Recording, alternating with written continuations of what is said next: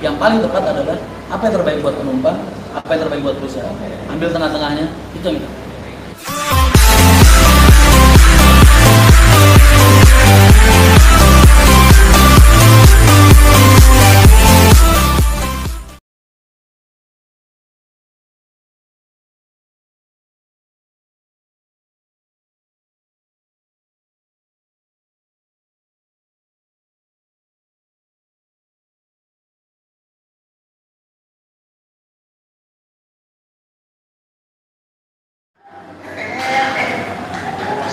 Tapi kalau ini buat saran buat kalian ya, para konten kreator, bener mungkin sama-sama nyari objeknya bis gitu, atau bis mania atau mungkin apalah yang berhubungan dengan transportasi.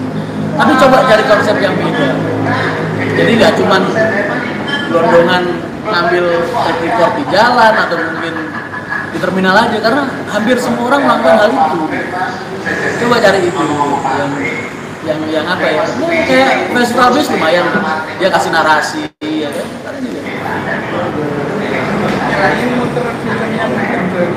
Itu tadi paling baru tadi yang tadi itu kan paling baru kayak hari ini keluar kan, katanya ada gorengan mana? Masih dibikin, filmnya udah selesai baru dibikin.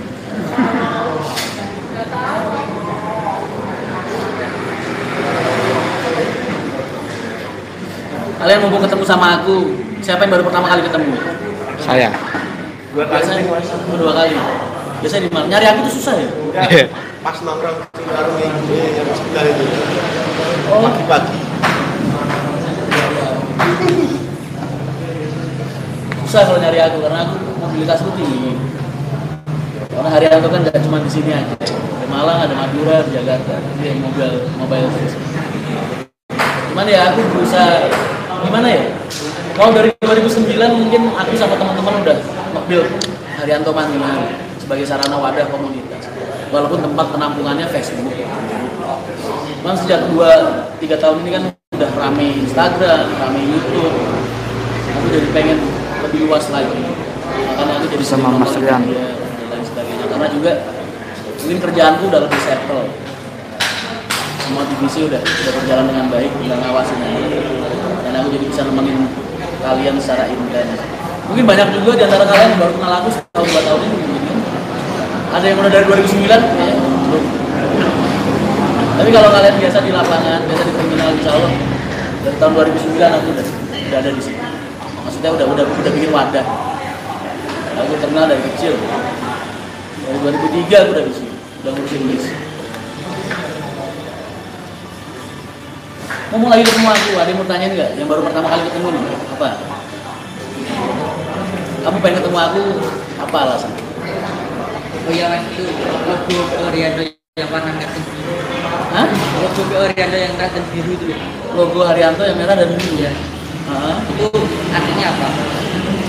Aku bikin logo HM itu dulu benernya itu HM bukan Haryanto Mania atau bukan apa, tapi Haryanto Motor. Itu tak bikin dulu sekitar tahun 98-99. Yang ngegambar itu aku sendiri. 98-99 itu zaman dulu kita masih punya CV angkutan kota. Namanya Haryanto Motor. Oh iya, buat teman-teman aja. Aku belakang. Taruh di scan aja. Klien ini cantik ya. Ada pengen kenal nggak? Mas mau tanya. Mas Kan kamu masih jomblo kan? Belum ada yang ganti kan yang kemarin? Tak promosiin sekalian. Jangan cepet-cepet cari pengganti kan? Sampai mana tadi? Oh iya. Kalau idenya, inspiratifnya, yaitu tadi satu pertama HM. Terus gimana caranya kalau dilihat kayak jadi kaligrafi, dari kanan dibacanya kayak Allah, dari kiri dibacanya kayak H. Dan yang kelihatan di situ jadi logonya kayak petir. Atas bawah itu bulan, ngayong. Dari situ aja, nggak ada hal spesial. Makanya sampai sekarang akhirnya begitu punya bis, logo itu tak pakai lagi. Buat simbol besar. Lagi. itu bus yang 2 yang para wanita itu tamu apa baru beli dari sewa lain? Bis yang 2 parkir di garasi itu, yang para wanita itu bis tamu tadi apa? yang punya Mas Andika tamu Mau tamu. dan silaturahmi main. Sini tuh biasa Mas, jadi jujukan apa bahasa Indonesia jujukan. Jadi Destinasi. jadi destinasi orang buat silaturahmi. Karena memang Rianto ini dibilang tua ya tua, dibilang paling tua juga. Apanya? Arianto sekarang terakhir aku hitungin 260-an, sekarang mungkin lebih kan. Udah nambah-nambah bis yang second kemarin dagangan juga. Hampir 300. Gak pernah hitungin Pak Haji aja bisa berapa totalnya nggak tahu. Kalau ngitungin trayeknya doang ini, yang akap. Trayeknya tuh ada 200 lebih. Itu Pak Haji aja bingung. Belum bisku udah 200 lebih. Yang akap tuh, belum yang bisa. Gak pernah ngitung. Teman, sama kayak aku sama kamu.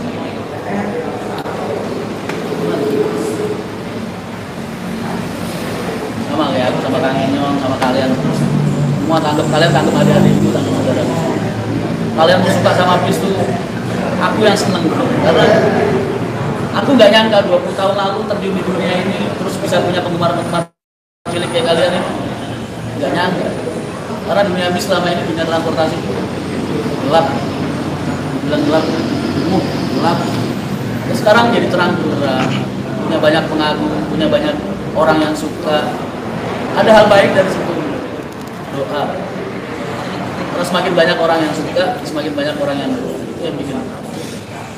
100 orang doang masa nggak ada satu pun yang diterima sama Allah. Ibaratnya ini mah ngerempet-ngerempet. Yang tak butuh ini. Suksesnya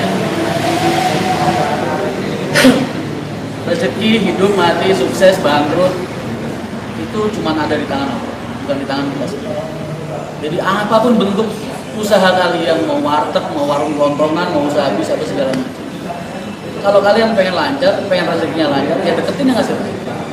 Kalau kamu jauh dari Allah, gimana kamu berharap Allah mau ngasih rezeki sama kamu? Itu kan egois.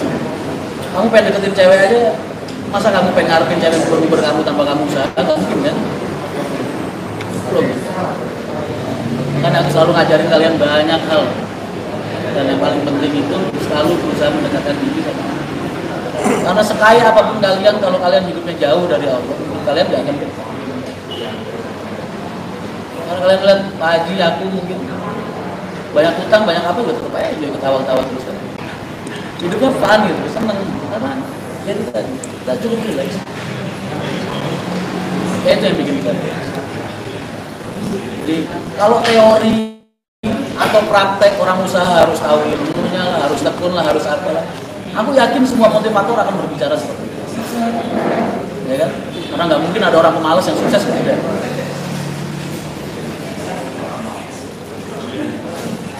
Tapi satu hal yang membedakan, kadar kedekatan pengusahanya sama. Kalau kaya cuma kaya doang, Firaun nggak kaya. Mau kamu jadi Firaun? Tidak. Kalau kaya cuma kaya doang, Korun nggak?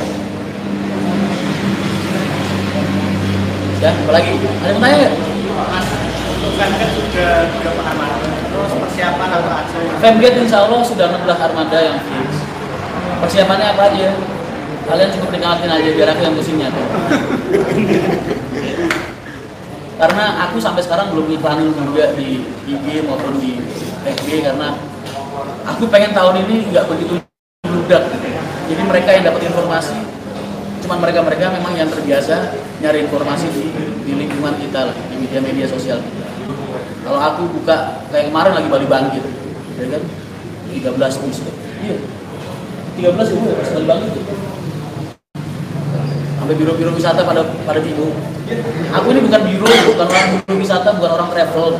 Tapi sekali aku bikin iklan ngadain ke Bali, 13 bis berangkat. Makanya aku nggak pengen boro-boro juga, karena takut terlalu ramai. Karena situasinya saat ini masih pandemi.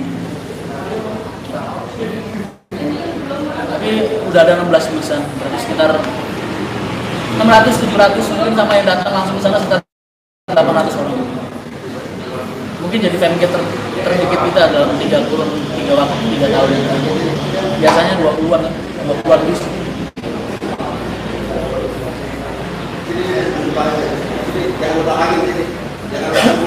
Dari pagi sampai siang nontonin filmnya. Apa ya yang bikin ide pertama kali? Mungkin kalau nggak pandemi juga aku nggak kepikiran bikin film. Karena lagi pandemi aja. Jadi pengen ngasih kalian hiburan biar kalian nggak tentang di rumah. Terus ada hal yang menarik, yang lucu yang bisa menghibur kalian. Itu aja. Lagi pula itu bukan channelnya Mas Erik, Mas Ayubi sama Mas Adi. Bentar lagi ada bintang tamu nih, lagi perjalanan kena macet. Pepi lagi pengen main bareng sama Pak sutradaranya, main kesini. Apa arti sukses menurut Mas Rian? Di saat hidup kamu bermanfaat banget buat orang lain. Semakin banyak orangnya semakin sukses. Karena sudut pandang orang terhadap kata-kata sukses itu beda-beda.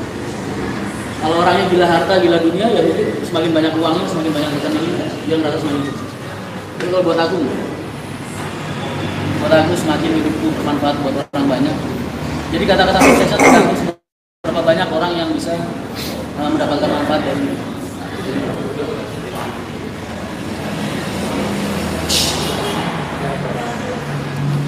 1.700 orang yang dibawa naungan langsung, anaknya, istrinya, belum kalau pada punya selingkuhan, ya kan? Kalian bayangin, orang segitu banyak. Setiap hari hidup menggantungkan kebijakan dan standar operasional yang aku buat. Enak jadi aku, nah, nggak enak bener. Sampai kemarin ada yang komen, Mas Rian kaosnya sampai bolong-bolong, ya enak. Aku tuh beli kaos aja setahun sekali dulu. Aku belanja buat aku sendiri tuh hampir nggak pernah. Kalau kaos habis udah pada rusak banget, celana udah bolong, baru jangan. Tapi kalau ngebelanjain orang sih, benernya simpel sih alasannya. Karena kalau aku nyari ukuran tuh nggak pernah. Mas, yang paling susah untuk bertahan dalam jangka waktu 20 tahun ini apa, Mas? Susah itu kalau hati kamu punya rasa takut atau khawatir. Tapi di saat kita kerja, konsep yang dilakukan Haryanto ini beda. Selama ini kita cuma fokus melakukan yang terbaik, bekerja dengan cara yang terbaik. Hanya saja yang membedakan konsep ini, kita tidak pernah memikirkan hasil. Jadi aku cuma kerja sebaik mungkin, sebagus mungkin, tak poles sebaik mungkin. Ntar hasilnya udah biar jadi urusan Allah sama kita. Makanya agen-agen Haryanto tuh nggak pernah yang namanya dipecutin target ini enggak. Supir pun begitu. Jadi apa yang bikin aku sulit justru malah pengendalian SDM-nya. Itu yang paling sulit. Mengendalikan orang yang latar pendidikan dan latar hidupnya, latar belakang hidupnya beda sama orang-orang apa ya? Orang kantor. Kalau kalian udah pernah sekolah SMA, kuliah, tapi orang-orang kayak kita ini yang hidup di jalan mindset aja. Karena kita terbiasa hidup hanya untuk makan. Merubah mereka kerja yang tadinya karena kebutuhan, tapi jadi karena senang. Makanya banyak orang bilang Haryanto itu drivernya kastanya beda. Bayangin aja di Haryanto ini aku dari 2003 sampai sekarang belum pernah ada satupun karyawan yang keluar buat pindah ke PO lain. Mereka keluar dari sini, satu kalau nggak pensiun, kedua meninggal, ketiga dipecat. Sama keempat karena mereka udah nggak mampu bawa bis angkat lagi. Jadi belum pernah ada satupun karyawan keluar pindah karena mereka pengen pindah ke PO lain dengan jurusan yang sama. Dan itu kesuksesan buat perusahaan. Jadi perusahaan itu dilihat. Kalian pernah lihat nggak ada orang bikin iklan di koran atau bikin iklan di YouTube atau bikin iklan di media sosial buka lowongan kerjaan? Sering nggak? Sering. Bis. supir pernah ada kan?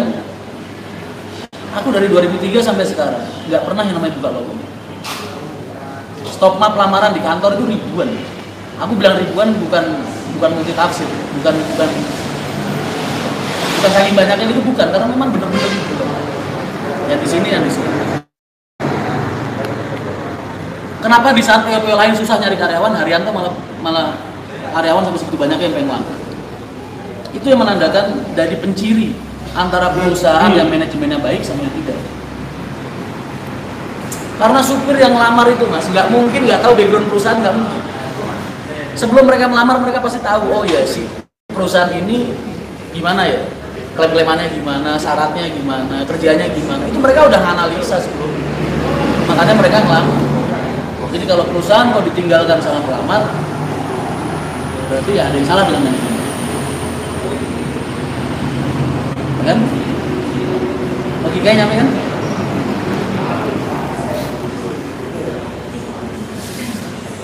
Karena aku bingung kalau ditanyain sama orang, kalau lagi nge-live apalagi orang PM atau asli, sampai yang megang nomor admin tuh diteror orang terus ngelamar kerja, bingung kan? Makanya aku kadang skip gak tak baca karena aku gak tega buat ngomong gak ada lowongan tuh gak. Pengen ngebantu tapi kalau aku maksain nerima mereka berarti aku nyusahin sama teman-temanku yang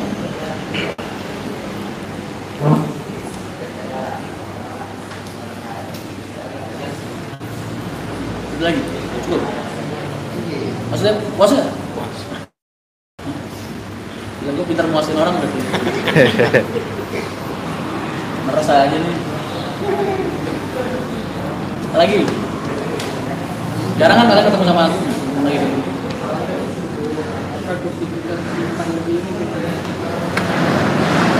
Kalau kamu tanya Haryanto, nggak bisa dijadikan barometer dibandingkan sama perusahaan-perusahaan lain, nggak bisa. Karena Haryanto itu penyusutannya paling cuma 15%, 20%.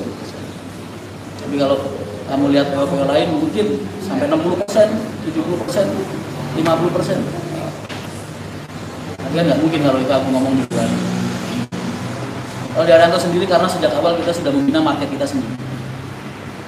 Haryanto itu kenapa kok dari awal jualan selisih 10.000, 20.000 lebih mahal?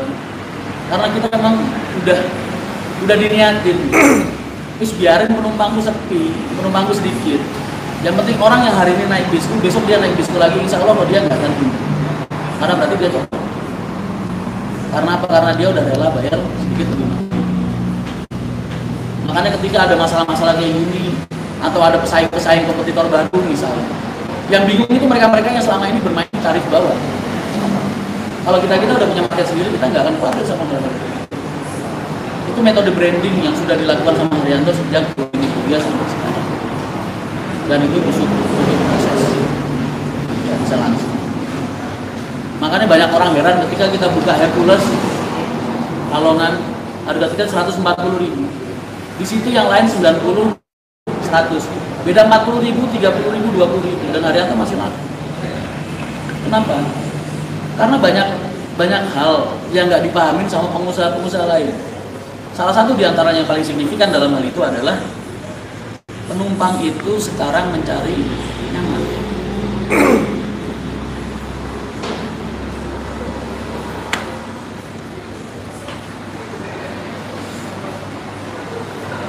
Cukup. Siapa yang nanya tadi? Siapa nanya tadi? Lupa sampai. Orang masih kan. Oh. Cukup. Apalagi? Jarang kalian ketemu sama aku. Anggap seminar gratis. Karena aku bukan orang akademis, tapi apa yang aku omongin memang itu yang aku lakukan dan apa yang aku alami. Jadi aku cuma cerita pengalaman gue. Makanya aku nggak pernah susah ngomong sama orang di depan orang, mau orang mahasiswa kayak mahasiswa. Aku isi seminar sering. Dia sekali 2 kali. Tapi ya itu, satu aku nggak bisa jauh dari rokok. Kedua bahasa aku mungkin berantakan karena emang aku dasarnya bukan orang akademis. Tapi semua penyampaianku itu berdasarkan dari pengalaman hidupku dan apa yang aku lakukan dari dulu sampai sekarang. Dan kenapa gue layak untuk berbicara? Karena gue punya prestasi. Prestasinya apa? Gue di KADU. 18 tahun aku buka jalur belum pernah gagal. Mana jalurnya Haryanto Gabriel? Malang yang disebar-sebarin kalau nggak tronton nggak laku aja, gue jual pakai 1626 bekas, laku kan? Udah 3 bulan ini okupansinya 70%. Udah waktunya nambah. Karena kalian banyak yang tidak mengerti apa yang aku tahu. Makanya pengalaman itu.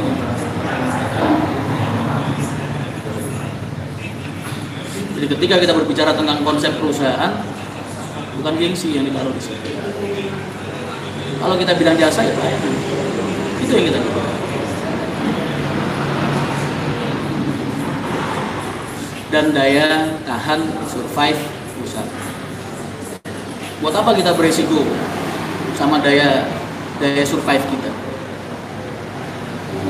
Ya kan? Membahayakan kemampuan kita untuk bertahan. Setahun 2 tahun, gue nggak kuat ngangsur, tawain orang.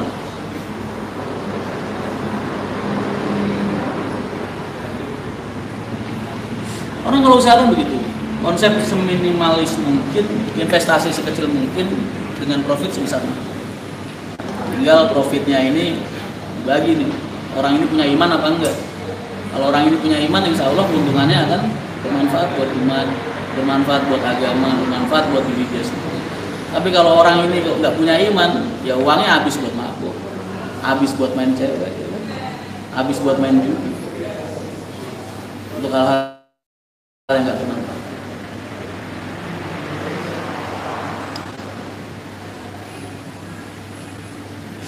Apalagi kalian mau jadi pengusaha, satu kalian harus sadar bahwasanya apa yang ada saat ini sama diri kalian bukan punya kalian. Makanya Hadi Haryanto kayak aku kita siap kapanpun urusan ini habis, kita siap. Kita pernah hidup di kandang ayam, balik ke kandang ayam lagi, kenapa? Karena emang sejak awal, kalau Nabi bilang mukjizat, kalau wali bilang karomah, kalau kita bilang ini amal. Jadi kalau udah dikasih sama Allah, ya digunakan sebaik-baiknya. Jangan lupa malam. Berarti lu deh, gue kasih duit, terus lu pakai buat hal-hal yang gue nggak suka. Perasaan gue gitu, ya perasaan kamu gitu. Gunakan sebaik-baiknya, bermanfaat buat kita. Buat kalian kalau pengen usaha, kalian masih belajar aja fokus. Jangan jadikan ala mas kan dulu gak lulus sekolah aja sukses, jangan begini. Pak Haji cuma lulusan ST aja sukses, jangan begini. Kalian kuliah, pendidikan kalian semakin tinggi, peluang kalian untuk mendapat pekerjaan yang layak akan semakin baik. Bener, sama-sama nyari kerja susah, emang. Makanya aku kadang kalau ada nyeletuk, mas aku besok kalau gede pengen jadi supir Haryanto, tak tegur langsung. Cita-cita apa jadi supir? Bukan aku bilang kalau supir itu pekerjaan yang nggak mulia, bukan. Tapi cita-cita yang setinggi mungkin lah. Apa yang kamu cita-cita jadi supir? Cita-cita jadi pengusaha, ya kan? Walaupun terakhirnya nyupir ya. Tapi sekali cita-citanya kan setinggi. Nah, kayaknya nih, lu cita-citanya jadi pengusaha bis, tapi nyetir. Akhirnya jadi pengusaha juga. It's life, itu life.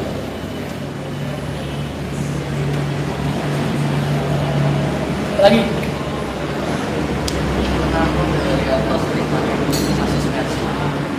itu tadi udah tak bahas di depan. Kalau kamu usaha, kamu akan berpikir tentang kebutuhan, bukan keinginan. Kalau ingin, wah gue udah pengen Scania, pengen Volvo, pengen segala macam. Tapi kalau lu usaha, lu akan berpikir tentang kebutuhan. Gak mungkin dong, lu jualan warteg, terus ada orang masuk ke situ nanya pizza, lu tawain dong. Karena pizza bukan kebutuhan, tapi keinginan. Warteg ya makan sewajarnya. Apa yang menghasilkan buat dia ada unsur. Kalau emang pengen nyari pizza ya silakan nyari toko lain. Simpel kan? Karena kita tahu apa yang terbaik untuk diri kita dan untuk penumpang. Terbaik untuk penumpang aja nggak cukup. Terbaik untuk diri kita sendiri juga nggak akan cukup. Yang paling tepat adalah apa yang terbaik buat penumpang, apa yang terbaik buat perusahaan. Ambil tengah-tengahnya, itu yang kita. Karena kalau baik buat penumpang aja tapi nggak baik buat perusahaan, perusahaan nggak akan bertahan.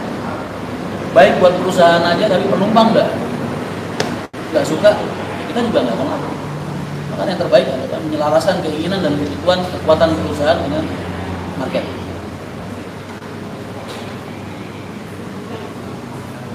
Aku sering ngomong dan bahas, dan udah aku buktiin. Malang itu benernya pembuktian buat kalian semua. Bahwa sudut pandang penonton yang banyak-banyak dan lain sebagainya itu bukan jaminan. Pelayanan, keramahan.